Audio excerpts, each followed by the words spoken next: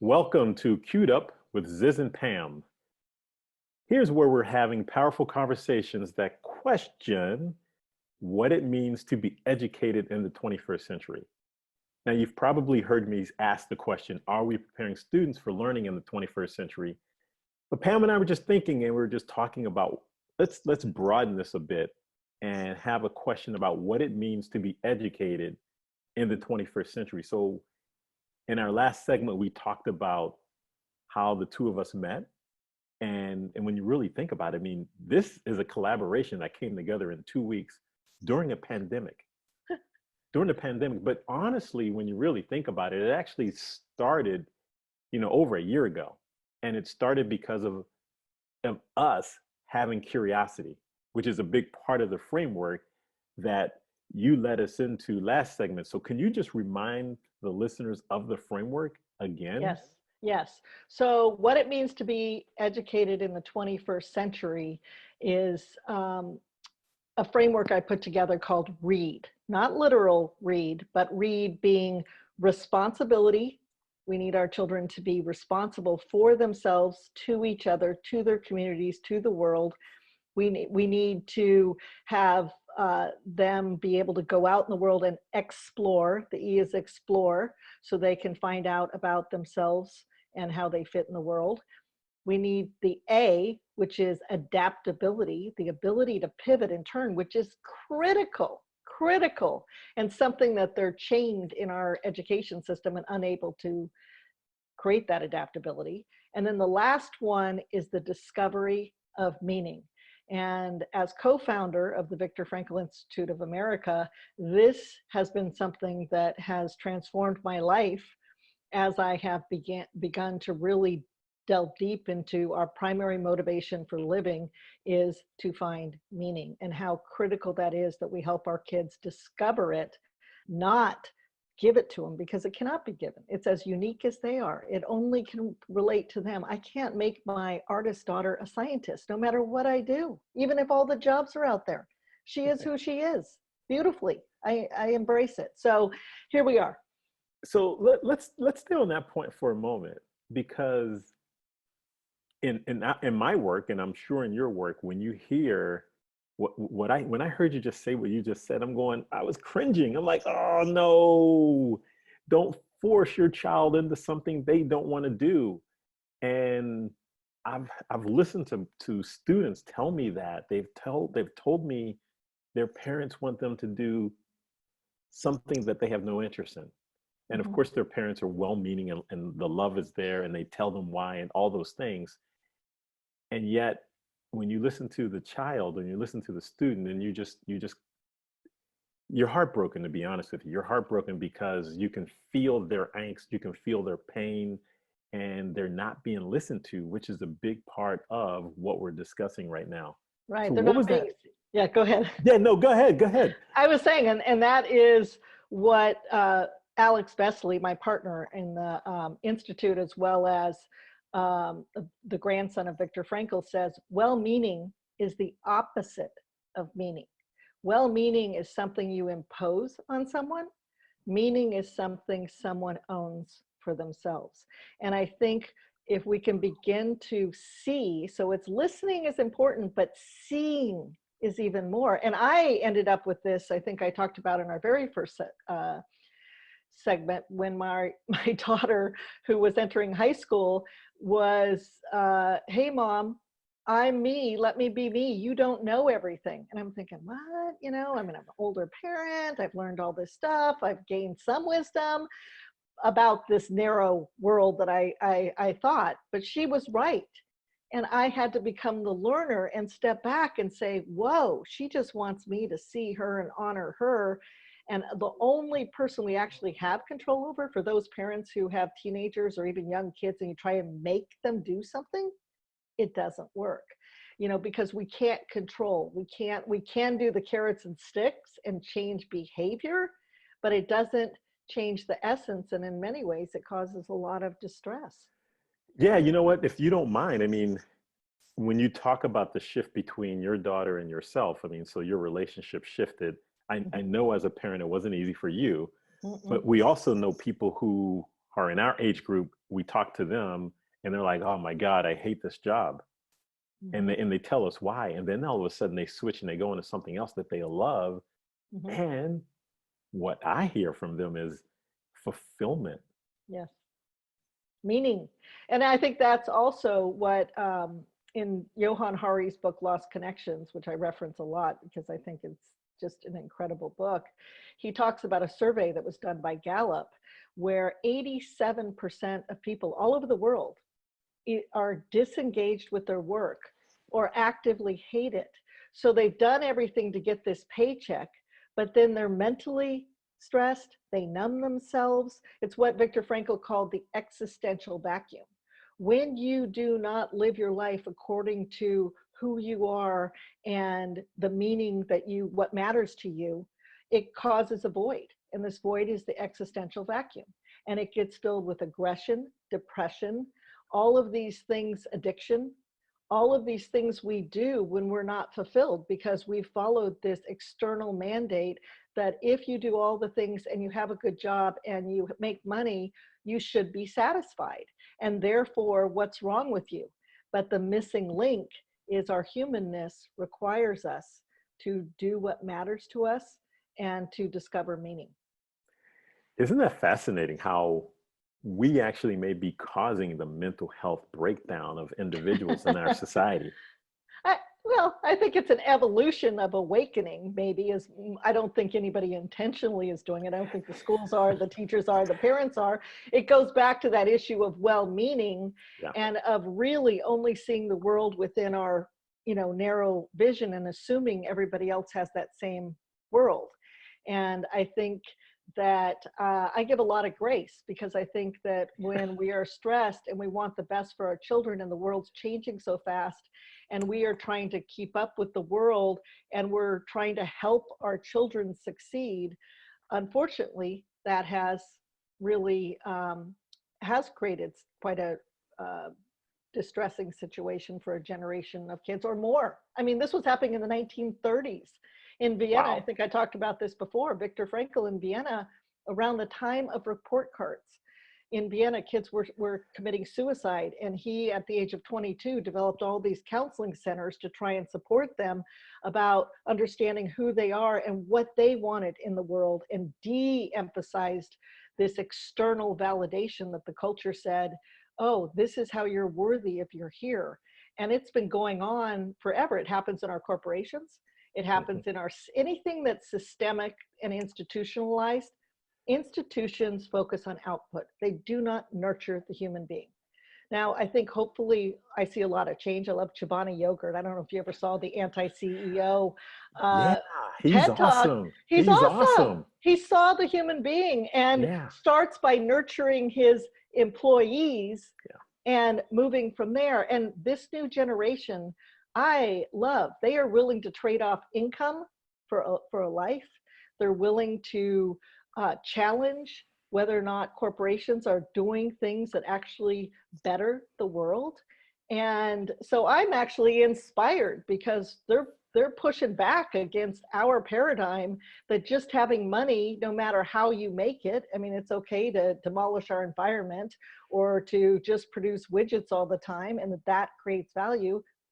It doesn't. And I think that this pandemic is a pause. I think it's an incredible opportunity, which is why you called me on Yep. that first day. We hadn't talked in, gosh, months. And you said, Pam, we got to do something. Yep. Let's start a podcast. We got to talk about this. And I was like, I'm in. 2 weeks later, here we are. Right, right. So with that being said, when we going back to Dr. I, who we spoke about in our last segment, she's a great example of someone who was within the system, a professor teaching, has her PhD, and just like, I got to break out of the system. So now, as you've mentioned, she started her own school without walls, Classroom and Without Walls. Yeah. Classroom Without Walls. Thank you. Classroom Without Walls. That she's doing a great job of sharing information and inviting students and also educators who are a part of this movement. So let's talk a little bit more about what's actually happening in the landscape of our great country and some of the things that some areas are doing like South Bend, Elkhart Regional Partnership and what they're doing and so on and so forth. So there's some really cool things happening. Yes, there's cool things happening with parents, educators, businesses stepping up and creating new ways to empower students to be in the world. And it's really very, very exciting. And also skills that are relevant. And most of the skills, we've unbundled everything. I mean, the future of education is not this 4 or 5 year degree. It's the stacking of credentials so that we almost make our own playlist that we then, Dr. I will talk a lot about. The playlist is then what we brand. You know, the future for our kids is really developing a skill set and brand that they then contribute to a team.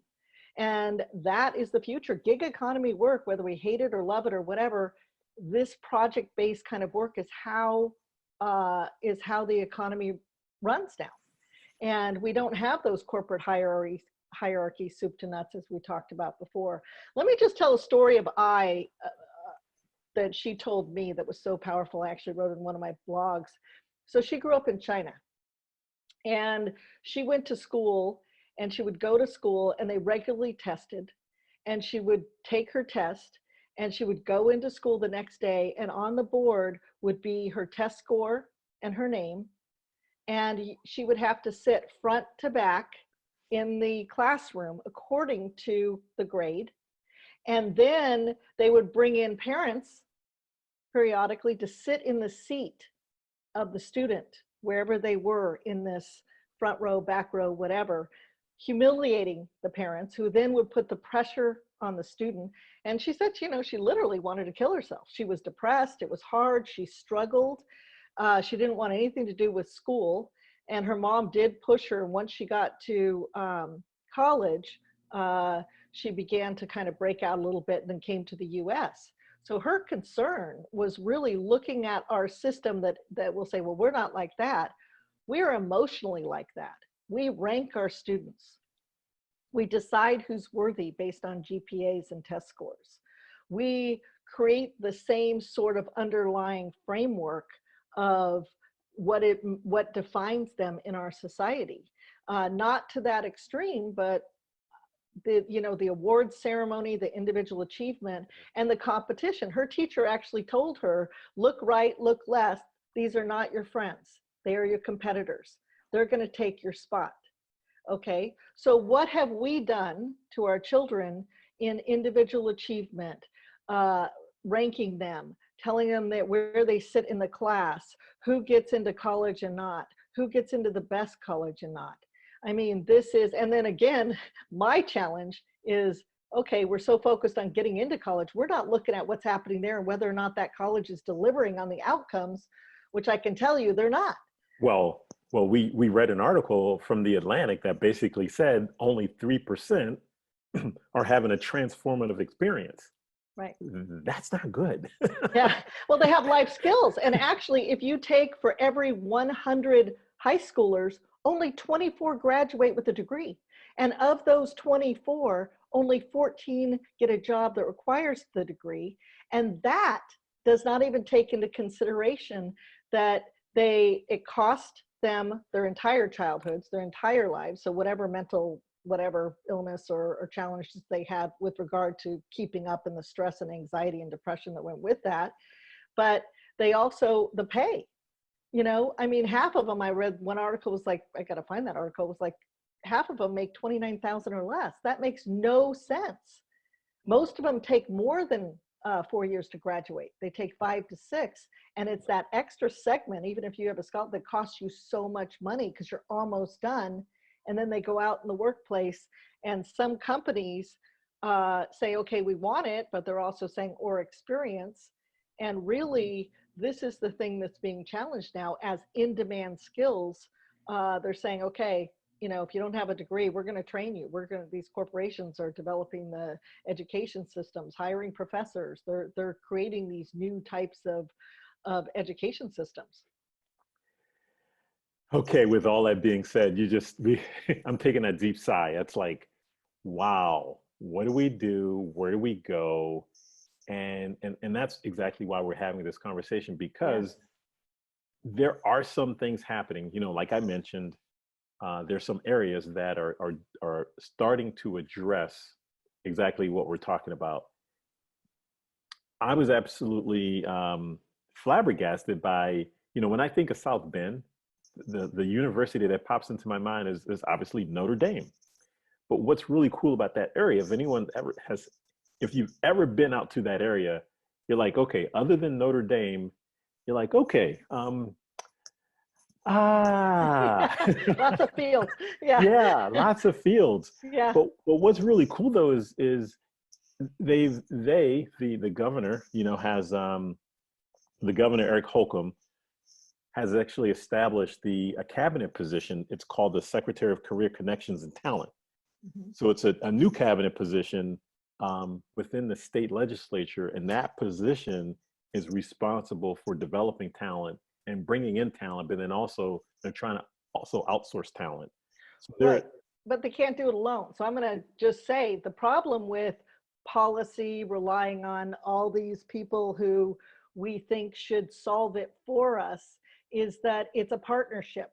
So we can't sit around and wait for policy people and governors. And some of the governors recognize all this, and it's great. They established the Western Governors University, which is the fastest growing university in America. It's a competency based school that it's business, IT, the teachers college is amazing.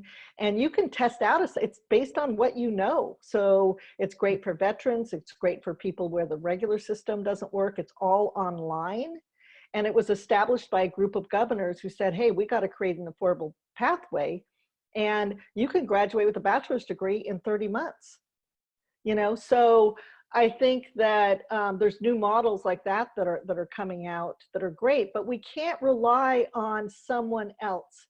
Right now, I think for parents, we have to navigate this system as it is in its imperfections, and not we have to look at it as inadequate and try and help our kids navigate, which is unique to the child, right. unique to the family and the circumstances. But we put too much on these schools to be soup to nuts. Matter of fact, career and technical education should not belong in a school. It's moving too fast. They cannot keep up. And as all we do is keep putting on the schools to be this, we need to bring that into the community so that they can learn in the community and again, break down these walls. You're making a great example. I'm not going to say which company it is, but I know someone who works at one of the three major automobile companies. And essentially that person shared with me the vehicles that they're creating now. It's all about software, Mm-hmm. all about software. And essentially he's going to be out of a job because that's the direction they're heading in. Yeah. So in our next segment, let's talk more about that. I think the way you described it, an inadequate system, and how do parents supplement the education or the learning for their child, Yes. which is a bit difficult. Which is a bit difficult, and it really requires more thoughtful, which is why we're doing these conversations, a more thoughtful approach to each of our children. But it starts with the human being. It starts with the human being. Not Well, that's a great place to leave off, because you're absolutely right. So thank you everyone for listening to this segment of Queued Up with Ziz and Pam. Our next segment will be as interesting. So thank you again. If you have any questions, feel free to reach out on our website at Queued Up with Ziz and Pam. Thank you. Thank you.